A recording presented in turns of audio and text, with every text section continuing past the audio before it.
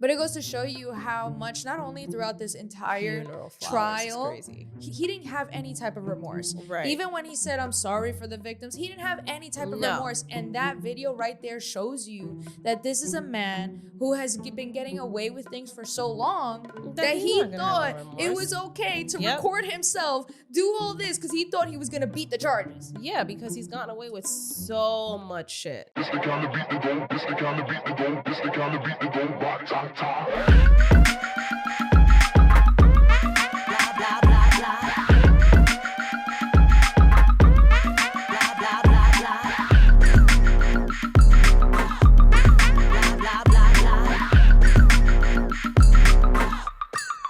Blah, blah, blah.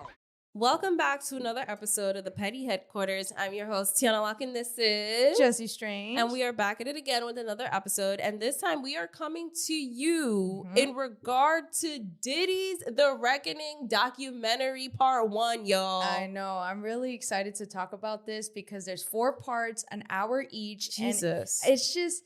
And it's made, like, co-produced by 50 Cent, bro. Yo, the most pettiest shit you could do. Yo, you thought Kendrick was petty? 50 Cent is another level of petty at this point. Right, that's what I'm saying. That's kind of gangsta petty, Nah, for real. You got your lick back. Yo! You got your lick back. That shit is done, bro. It's like he was living with this revenge. He got it back now. Yo! Goes to show you patience. You just always wait. The turtle always wins the race. Yeah, exactly. No matter how long it takes. So if you guys are new to us, we are a pop culture podcast. We cover things like internet culture, pop culture, reality TV, and of course, we're mostly known for baddies, right? But yeah, I mean, if you guys are new, that's who we are. And if you guys are returning, welcome back to the Petty Posse and the Crash Out community, y'all. Yeah, so I'm really excited to get into this week's dose of mess.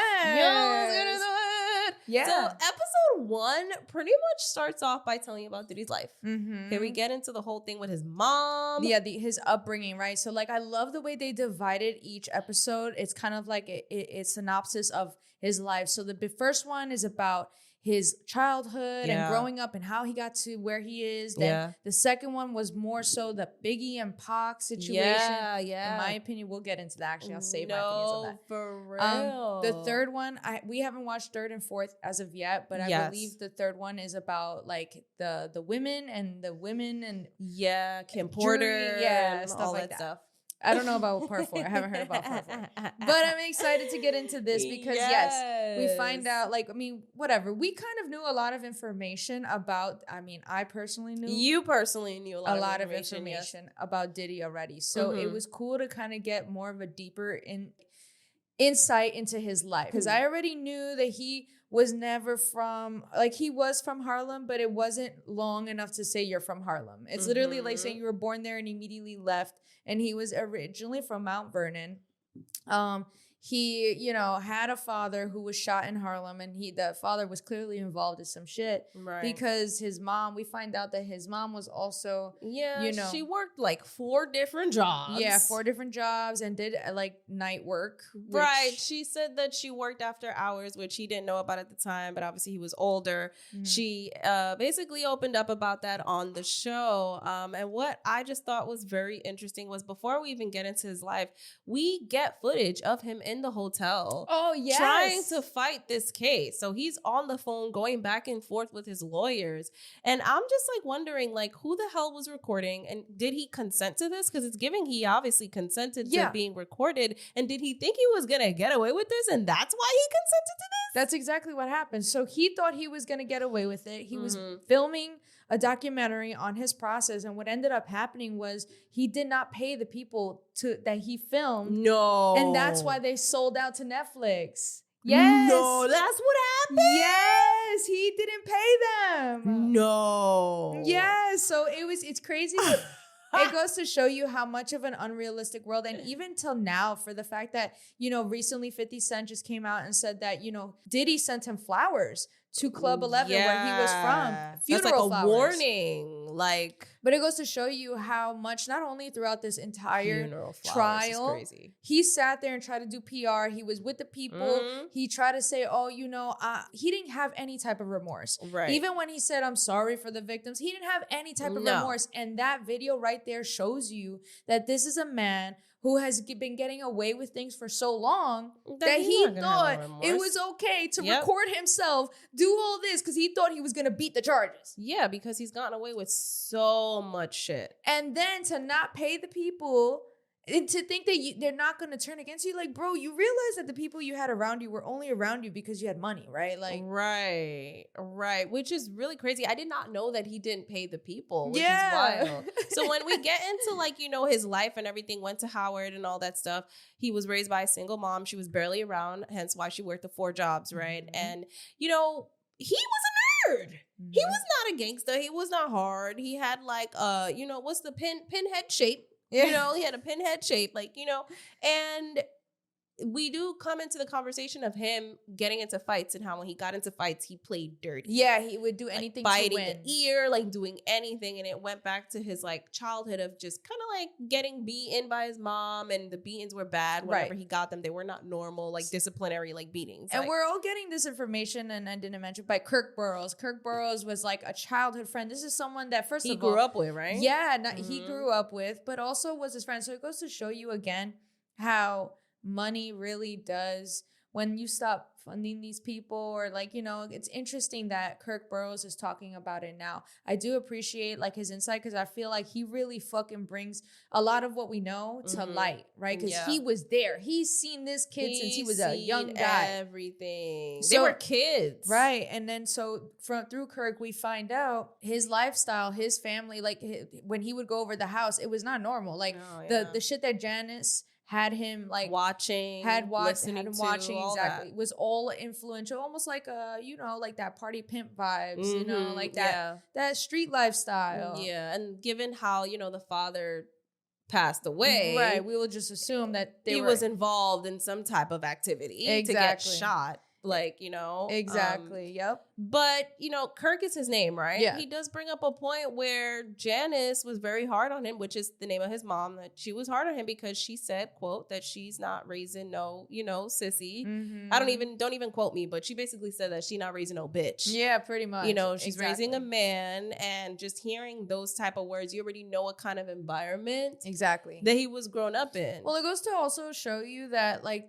the monster wasn't born just because he was born a monster. Like you were taught that from young, and you can tell how young. Right, because she used to throw all these parties, and now he's throwing parties, and he would be around when she's throwing. He'd be up. He'd be around and everything, and they'd be dancing for people at the parties. And I'm just like, y'all are just exposing these kids to all this stuff. They should be in bed. They should not be up while you're having all these notable people come to your house. Exactly. Like, and how she knew these people too. You knew she was involved in some shit. Yeah, because like NBA players showing up to your party, bitch. They only go in because of other things than just they like you. Yeah, you're after hours. I'm pretty sure she was doing some shit. You know, I don't know if it was escorting or even dancing, like, whatever, you know, stripping, whatever it was. She was involved in some shit. Right. She had to make money. Right. And she knew how to make it because she said guys would give her tips when she would like flirt with them. So she did that. So I'm pretty sure she knew how to play that type of game. Exactly. And so we get a little background of like the type of person like Diddy was raised by, and then, you know, we also see him coming up and how much of a persistent person he was. Like, in order to he had no talent. He looked up to the rappers. He looked up to, you know, being in music videos and being a superstar, but he had no real quote unquote talent as far as like creativity wise. Like, to be on stage. Correct. To be the one. Yes. Right. So he ended up studying people from Uptown Record, was it? Yes. And he, you know, got really cool with the owner by the name of Andre Harrell. Right. To the point where he looked at him as a son. He even took him in. But he finessed his way to living with him. But the way he weaseled himself in it. Yeah, he did. It really reflects a lot of, again, like I said, the type of person that Diddy has been and has always been, right? Like, just think about it. He has always been a somebody to use you. He uses people from Bad Boy Uptown Records. Bad Boys. Like, when he started Bad Boy Entertainment, he used all of them. A lot of those people who originated in that record label are gone. They're either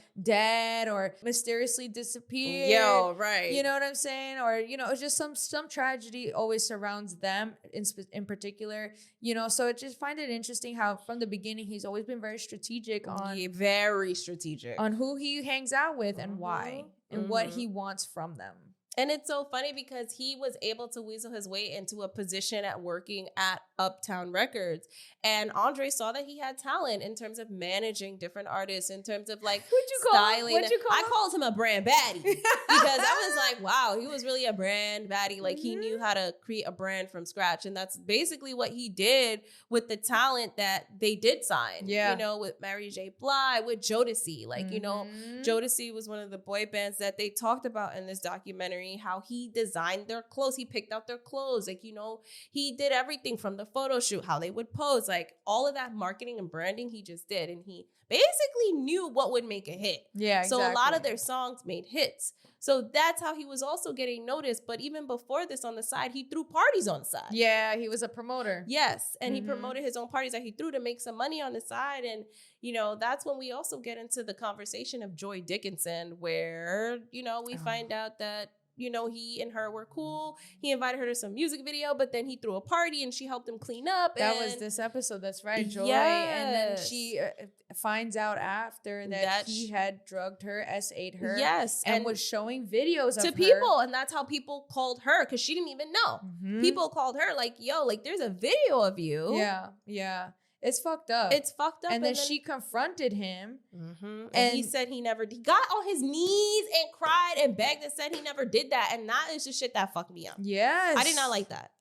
I was like, wow, for you to act like that. And of course, back then he looked like a pussy ass bitch. Right. So you don't even know what to believe. Like, you're manipulating the shit out of me right now, because right now, you know, you're powerless. That's why you're getting on your fucking knees. You're groveling like a bitch right now. But do you think he was doing that? The bigger he got, the more powerful he got? And no. It's funny because Kirk talks about how, you know, he wonders if Diddy had got that from a lot of when he was working at the rooftops, these pimps would come with their bitches and would like, you know, basically do the same thing and give fellatio, get fellatio in front of people, embarrass them, show videos. And he learned that and loved to see how powerful, and looked up to these men, going back to, again, that absent father. Toxic masculinity. Right. And to think about all of that in that one clip where Joy is in the city and she said it destroyed her. When she's sitting here left with trauma, left with so much to live with so much emotion. And here he is on a billboard in Times Square with his hand up like this, winning in life. Winning in life. Literally, that was your abuser. Yeah. Exactly. Oh my God, it's ridiculous. I cannot. And you know, I just think it's crazy how it takes another man, 50 Cent, to talk about somebody, or call another black man or any type of other powerful man. Let me say another powerful man. Yeah. It takes one powerful man to call another powerful man out on his abuse. Meanwhile, there's hundreds of evidence from Cassie, from other victims that have been called him out, and no one believed them. No one believed them. But now that 50 Cent comes out with a fucking documentary, all of a sudden, they're like, oh my God, he's actually a terrible person. And mad people have been speaking out about this for years, which now those people are owed an apology. A big apology. And, you know, eventually Diddy, he was doing too much. He gets fired from Uptown Records and boom, starts Bad Boy Entertainment. Yeah. All right?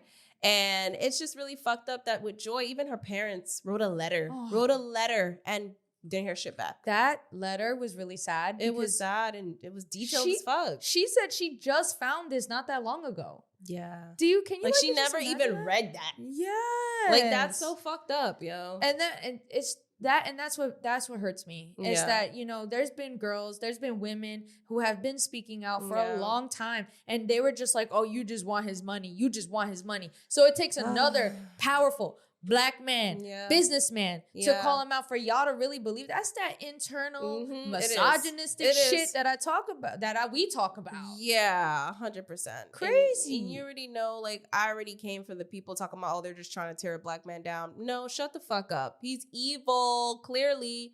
All right? This is what happens when you have too much fucking power. You don't know how to deal with that. And that's what we see, that example. So it's just really fucked up. It really is fucked up. My heart goes out to all the victims. But yeah, like, do you have any more thoughts on episode 1? This was just like this is just episode 1, so I can't even imagine how, like, we already saw part 2. So my heart. But what also happened in episode 1, which was a huge deal, was when he threw that celebrity basketball game and it ended in a fucking tragedy. because everybody was trying to come in and then everybody got trampled. And I think that's the first time people are starting to notice, okay, death follows you at this point. Yeah, I don't think they noticed that. I think, well, I mean, I noticed that people were were side-eyeing him. Now after seeing everything, it's like, oh, looking back at that, was that like the first indicator that, wow, you are a violent man or death is going to follow someone like you?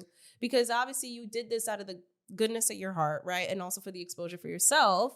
And it would have been great if it went down great, but it didn't. There wasn't much security. Everybody got tried. People died. Right. People died.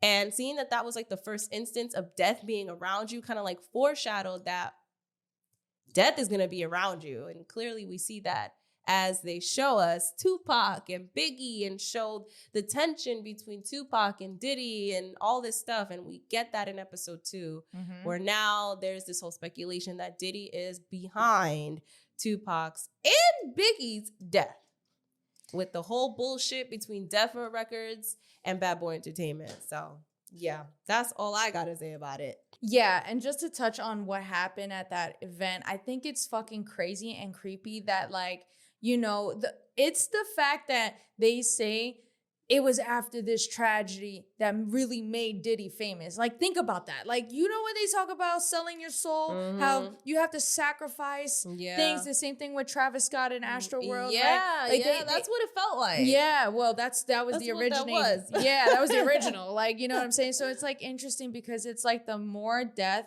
followed Diddy, the more people he sacrificed, the more powerful he got. Yeah. It's really fucking freaky when you look back at it now. Obviously, people back then weren't even thinking like that. And also social media wasn't around enough to even have other people who probably maybe side-eye Diddy to have an opinion and be seen by other people. You know what I'm saying? Yeah. And even going back to that, Joy, when she spoke out, they were like, I'm not going to say anything because I'm not going to be invited to his parties. That shit was fucking sad. And it was just the parties. It wasn't even as big as the mogul that he became. It was just the parties. So, yeah, imagine that. Fucking crazy, bro. It's fucked up, man. So fucked up. The whole situation's fucked up, and it gets even worse and it gets darker. And the fact that 50 Cent was sent funeral flowers is outrageous to me. It's really crazy, but I also find it very, like, poetic that it wasn't even 50 Cent that it wasn't a hit piece. Like 50 Cent didn't have to say anything, bro. Diddy recorded it himself. That's what was confusing to me. He told on himself. That's how much of a narcissistic person you are. Yeah.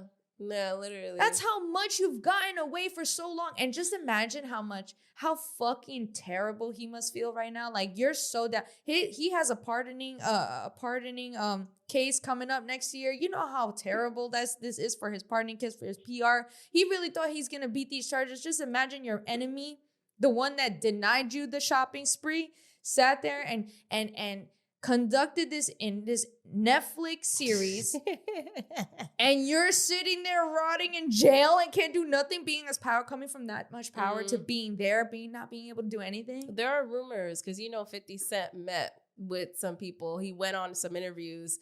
There are rumors to say that he purposely interviewed with one specific news channel because that was the only specific channel that was showing in his prison. Just so he could see it. No.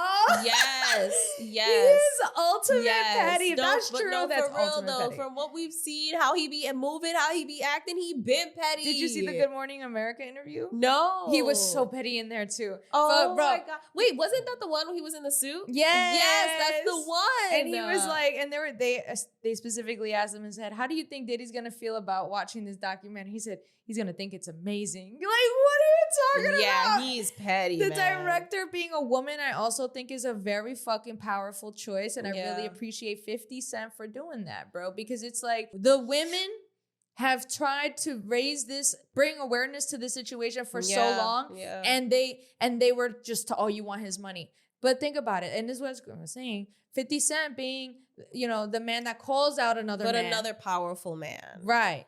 True. Because even if he didn't have power as a man speaking out, I don't think it would have went That's this true, because far. look at what happened to Rod. Right. Right. Exactly. This is true. So another powerful man calling him out, I think, and then having a woman next to him direct it, I think is a beautiful choice. I think it's very calculated.